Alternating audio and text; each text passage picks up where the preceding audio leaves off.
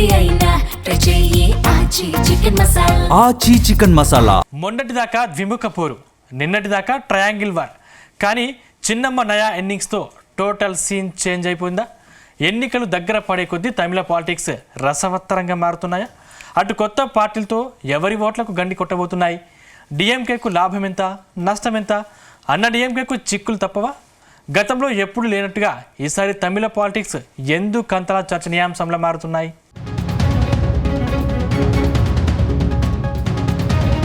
దేశవ్యాప్తంగా రాజకీయాలు ఒకలా ఉంటే తమిళనాడులో మాత్రం పాలిటిక్స్ విచిత్రంగా కనిపిస్తాయి.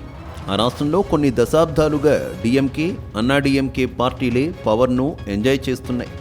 మొన్నటి వరకు కరుణానిధి, జయలలిత ముఖ్యమంత్రులుగా ఓ వెలుగు వెలిగారు. కానీ ఈ ఇద్దరు మరణంతో తమిళనాట రాజకీయాలు మలుపుల మీద మలుపులు తిరిగాయి. ముఖ్యంగా అన్నాడీఎంకే పార్టీ రెండు గ్రూపులుగా విడిపోయింది. పన్నీర్ సెల్వం, పళనిస్వామి ఇద్దరు ముఖ్యమంత్రులయ్యారు. కానీ ఇద్దరికీ ఒకరంటే ఒకరికి పడదు. ఆ గ్రూపు రాజకీయాలే గత ఎన్నికల్లో డిఎంకేకు అడ్వాంటేజ్గా మారాయి. ఇద్దరి మధ్య పోరులో పవర్లోకి డిఎంకే పార్టీ వచ్చి కూర్చుంది. సీఎంగా స్టాలిన్ 5 ఏళ్లు పూర్తి చేసుకోబోతున్నారు.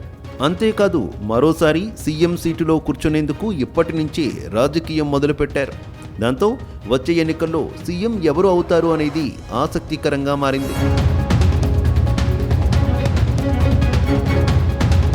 ప్రస్తుతం తమిళ పొలిటికల్ వార్లో ట్విస్ట్ల మీద ట్విస్ట్లు చోటు చేసుకుంటున్నాయి.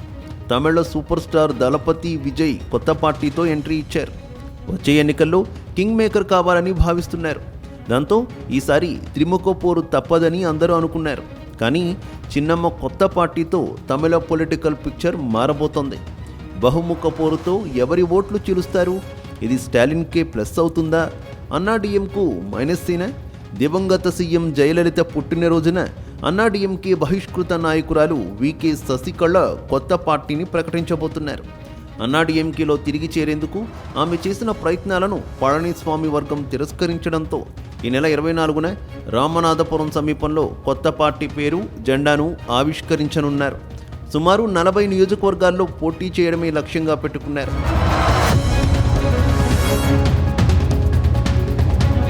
మరోవైపు ఏ కూటమిలో లేకుండా మూడో పోటీదారుగా ఉన్న విజయ్ టీవీకే పార్టీ మాత్రం భిన్నమైన పరిస్థితులు ఎదుర్కొంటోంది.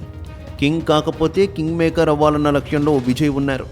డిఎంకేను రాజకీయ శత్రువుగా, బీజేపీని సిద్ధాంతపరమైన శత్రువుగా చూస్తామని ఆయన ప్రకటించారు. తటస్థ ఓటర్లు, యువత, మహిళలు మార్పు కోరుకుంటున్నారని ఆయన నమ్ముతున్నారు. ఈ ఎన్నికల్లో మహిళా ఓటర్లే కీలకమని పార్టీలు భావిస్తున్నాయి. సీఎం స్టాలిన్ మహిళా ఓటర్లను ఆకర్షించడానికి నగదు బదిలీ పథకాలను ప్రవేశపెట్టారు.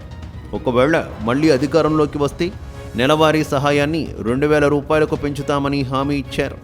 అటు పళనిస్వామి కూడా తాము అధికారంలోకి వస్తే ఉచిత ఇల్లు, మహిళలకు 2,000 ఆర్థిక సహాయం అందిస్తామని పోటీగా హామీలు ఇస్తున్నారు.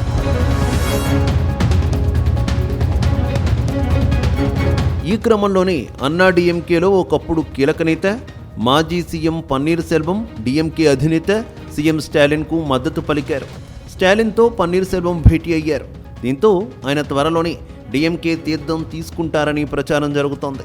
ఈ పరిణామం అన్నా డిఎంకేతో పాటు బీజేపీకి షాకింగ్ అని చెప్పొచ్చు. ప్రస్తుతం పన్నీర్ సెల్వాన్ని పార్టీ నుంచి మాజీ సీఎం పళనిస్వామి బహిష్కరించారు. తిరిగి పార్టీలో చేరేందుకు పన్నీర్ సెల్వం ప్రయత్నాలను సైతం పళనిస్వామి అడ్డుకున్నారు. ఏఐఏడిఎంకే పార్టీలో గతంలో పన్నీర్ సెల్వం, పళనిస్వామి రెండు వేరువేరు గ్రూపులుగా ఉండేవి.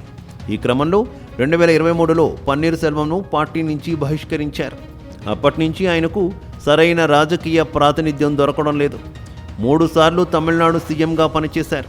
ఈ క్రమంలో వచ్చే అసెంబ్లీ ఎన్నికల్లో పాల్గొనాలంటే ఏదైనా పార్టీ మద్దతు చాలా అవసరం. ఇప్పుడు డిఎంకేకు మద్దతు పలకడం ఆసక్తికరంగా మారింది.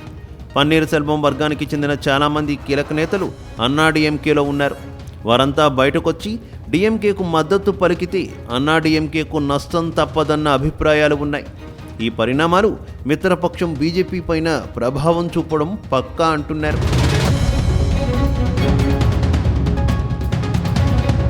మొత్తం మీద టీవీకే అధినేత విజయ్ దళపతి, శశికళ పార్టీలు ఓట్లను చీల్చేవి మాత్రమేనా, లేక అధికారం వైపు వెళతాయా అనేది ఆసక్తికరంగా మారింది. కొత్త పార్టీల రాకతో ప్రతిపక్ష ఓట్లు చీలి అది అధికార డిఎంకేకు ప్లస్ అయ్యే అవకాశం ఉందని రాజకీయ విశ్లేషకులు భావిస్తున్నారు. చూడాలి మరి కొద్ది రోజుల్లో తమిళనాట ఏ పార్టీ జెండా పాతుతుందో.